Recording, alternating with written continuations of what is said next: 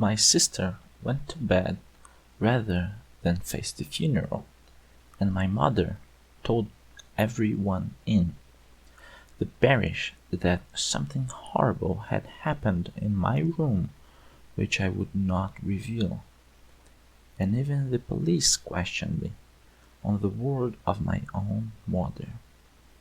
Finally, the priest came to see me and demanded to know what had gone on. I told no one. It was only a discussion, I said. I was not on the gallery when he fell, I protested, and they all stared at me as if I'd killed him. And I felt that I'd killed him. I sat in the parlor beside his coffin for 2 days thinking, I have killed him. I stared at his face until spots appeared before my eyes, and I nearly fainted.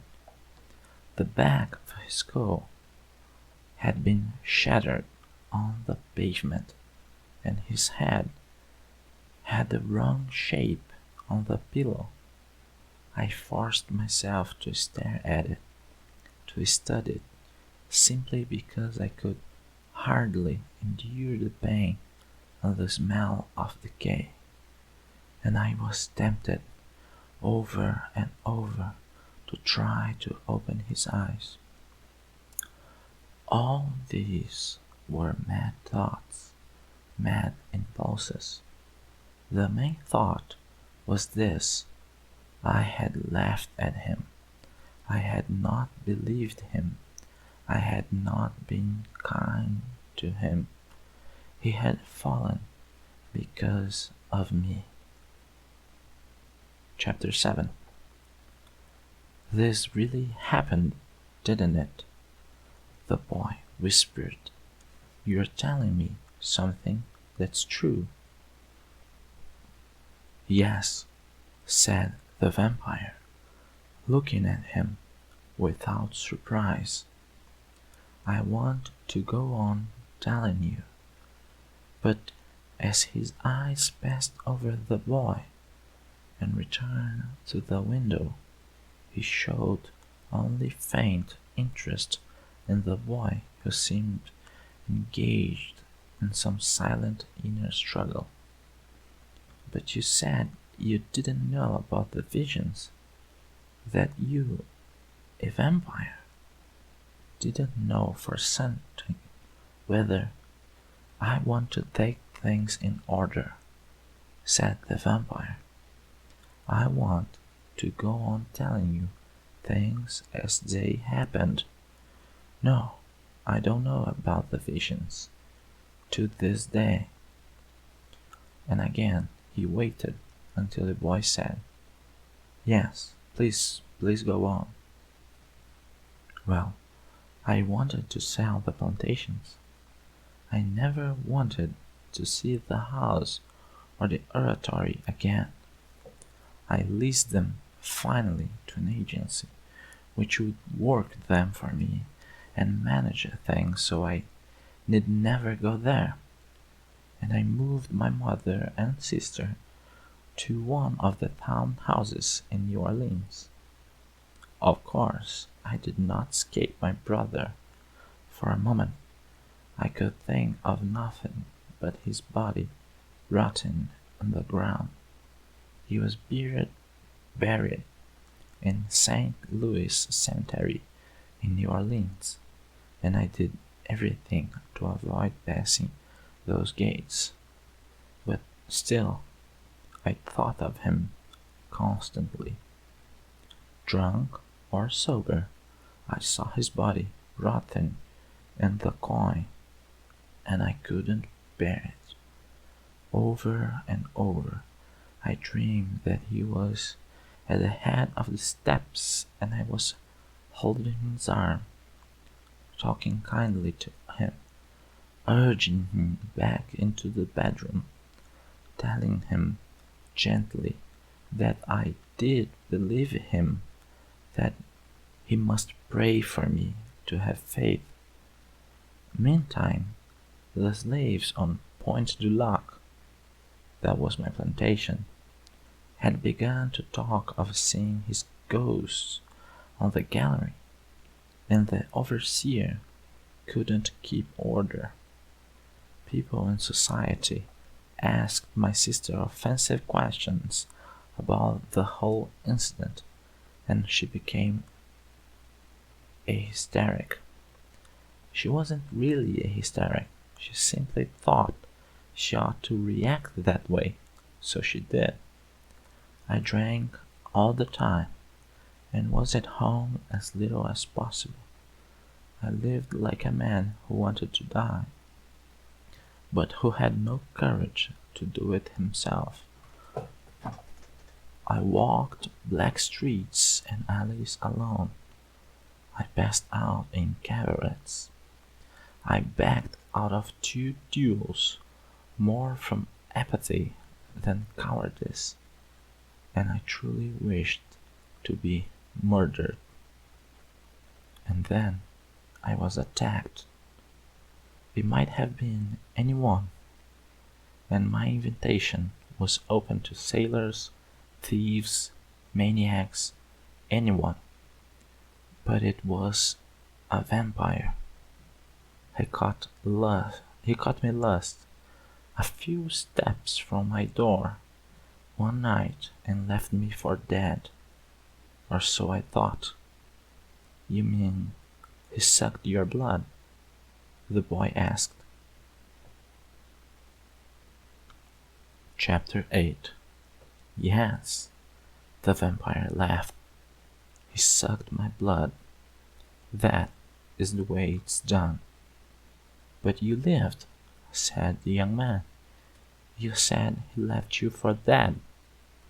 Well, he drained me almost to the point of death, which for him was sufficient. I was put to bed as soon as I was found, confused and really unaware of what had happened to me. I suppose I thought the drink had finally caused a stroke.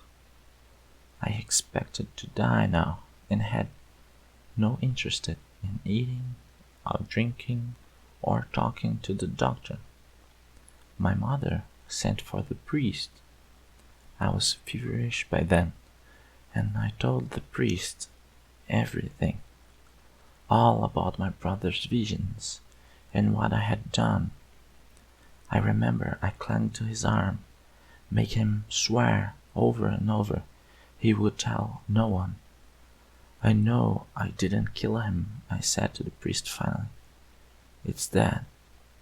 I cannot live now that he's dead, not after the way I treated him. That's ridiculous, he answered me. Of course you can live. There's nothing wrong with you but self-indulgence. Your mother needs you, not to mention your sister. And as for this brother of yours, he was possessed of the devil. I was so stunned when he said this, I couldn't protest. The devil made the visions, he went on to explain. The devil was rampant. The entire country of France was under the influence of the devil, and the revolution had been his greatest triumph.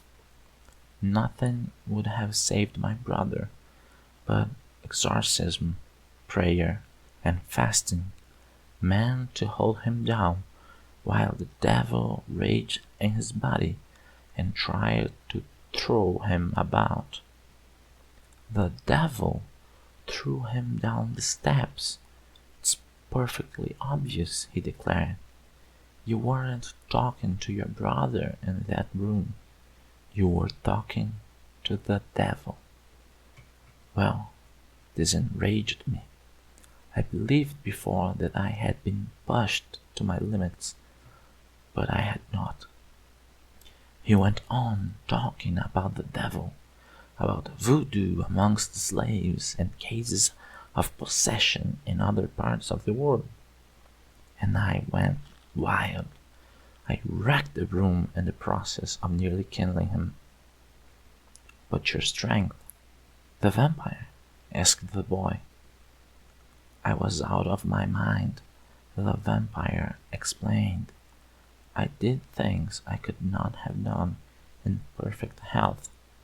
The scene is confused, pale, fantastical now, but I do remember that I drove him out of the back doors of the house, across the courtyard, and against the brick wall of the kitchen, where I pounded his head until I nearly killed him. When I was subdued finally, and exhausted, then almost to the point of death, they bled me, the fools. But I was going to say something else. It was then that I conceived of my own egotism. Perhaps I'd seen it reflected in the priest. His contemptuous attitude towards my brother reflected my own. His immediate and shallow carping about the devil, his refusal to even entertain the idea that sanctity had passed so close. Chapter 9. But he did believe in possession by the devil. "That is a much more mundane idea," said the vampire immediately. "People who cease to believe in God or goodness altogether still believe in the devil. I don't know why. No, I do indeed know why. Evil is always possible, and goodness is eternally difficult. But you must understand, possession is really another way of saying someone is mad. I felt it was for the priest. I'm sure he'd seen madness. Perhaps he had stood right over raving madness and pronounced it possession. You don't have to see Satan when he is exorcised, but stand in the presence of a saint to believe that the saint has seen a vision. No, it's egotism, or refusal to believe it could occur in our midst. I never thought of it in that way," said the boy. "But what happened to you? You said they bled you to cure you, and that must have nearly killed you." The vampire laughed. "Yes, it certainly did. But the vampire came back that night, you see. He wanted Point du Lac, my plantation. It was very late, after my sister had fallen asleep. I can remember it as if it were yesterday. He came in from the courtyard, opening the French doors without a sound.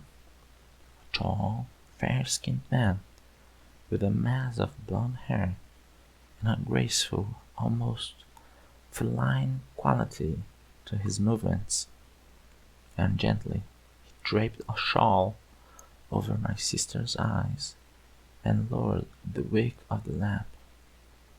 She dozed there beside the basin and the cloth which she bathed my forehead, and she never once stirred under that shawl until morning. But by that time I was greatly changed." "What was this change?" asked the boy. The vampire sighed. He leaned back against the chair and looked at the walls. At first I thought he was another doctor, or someone summoned by the family to try to reason with me. But this suspicion was removed at once. He stepped close to my bed and leaned down so that his face was in the lamplight, and I saw that he was no ordinary man at all. His grey eyes burned with an incandescence, and the long white hands which hung by his sides, were not those of a human being. I think I knew everything in that instant, and all that he told me was only aftermath. What I mean is, the moment I saw him, saw his extraordinary aura, and knew him to be no creature I'd ever known, I was reduced to nothing. That ego which could not accept the presence of an extraordinary human being in its midst was crushed. All my conceptions, even my guilt and wish to die, seemed utterly unimportant.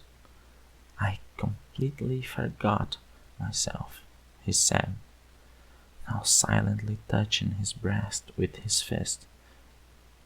I forgot myself totally, and in the same instant knew totally the meaning of possibility. From then on, I experienced only wonder as he talked to me and told me of what I might become, of what his life had been and stood to be. My past shrank to embers. I saw my life as if I stood apart from it. The vanity, the self-serving, the constant fleeing from one petty annoyance after another, the lip service to God and the Virgin, and a host of saints whose names filled my prayer box, none of whom made the slightest difference in a narrow, materialistic, and selfish existence. I saw my real gods, the gods of most men, food, drink, and security in conformity, cinders. The boy's face was tense with a mixture of confusion and amazement. "And so you decided to become a vampire?" he asked. The vampire was silent for a moment. Decided. It doesn't seem the right word. Yet I cannot say it was inevitable from the moment that he stepped into that room. No, indeed, it was not inevitable. Yet I can't say I decided. Let me say that when he'd finished speaking, no other decision was possible for me, and I pursued my course without a backward glance, except for one. Except for one? What? My last sunrise, said the vampire. That morning I was not yet a vampire, and I saw my last sunrise. I remember it completely, yet I do not think I remember any other sunrise before it. I remember the light came first to the tops of the French windows, falling behind the lace curtains, and then a gleam growing brighter and brighter in patches among the leaves of the trees.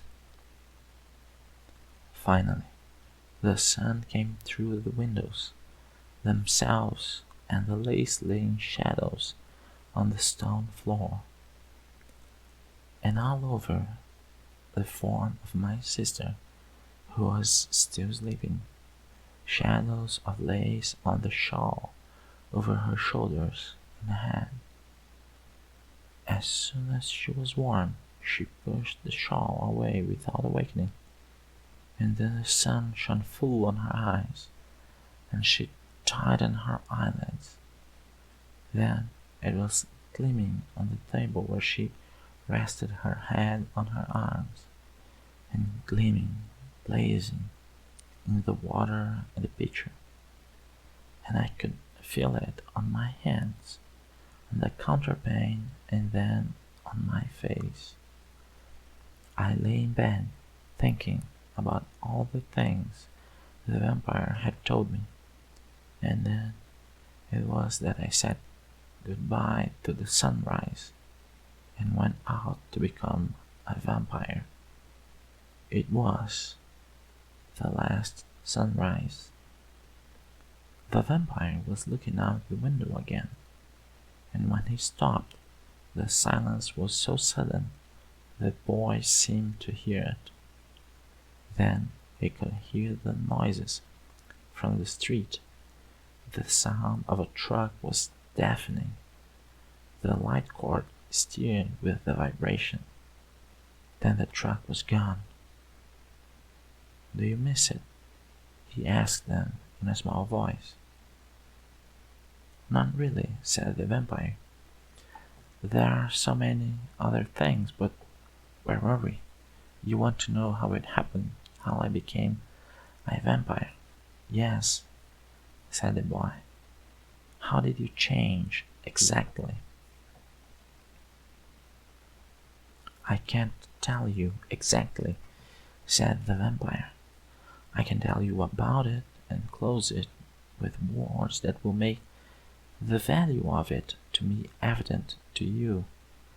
But I can't tell you exactly any more than I could tell you exactly what is the experience of sex if you have never had it." The young man seemed struck suddenly with still another question, but before he could speak, the vampire went on. "As I told you, this vampire, Lestat, wanted the plantation. A mundane reason, surely, for grant me a life which will last until the end of the world. But he was not a very discriminating person. He didn't consider the world's small population of vampires as being a select club, I should say. He had human problems. A blind father who did not know his son was a vampire and must not find out. Living in New Orleans had become too difficult for him, considering his needs and the necessity to care for his father, and he wanted Point du Lac.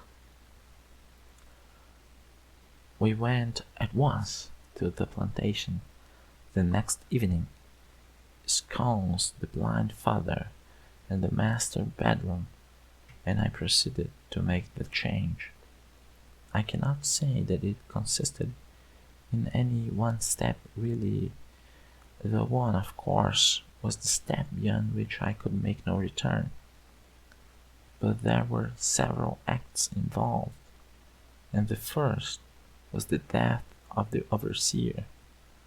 Lestat took him in his sleep.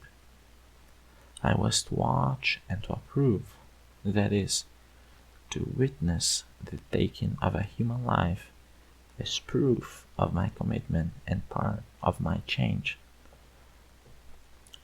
This proved without doubt the most difficult part for me. I've told you I had no fear regarding my own death, only squeamishness about taking my life myself. But I had a most high regard for the life of others, and a horror of death most recently developed because of my brother.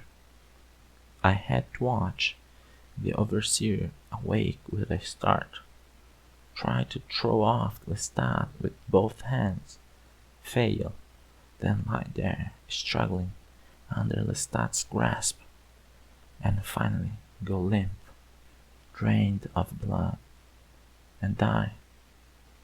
He did not die at once. We stood in his narrow bedroom for the better part of an hour watching him die. Part of my change, as I said. Lestat would never have stayed otherwise. Then it was necessary to get rid of the overseer's body. I was almost sick from this.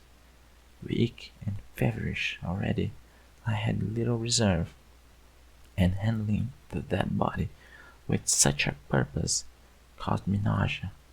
Lestat was laughing, telling me callously that I would feel so different once I was a vampire, that I would laugh too. He was wrong about that. I never laugh at death, no matter how often and how regularly I am the cause of it.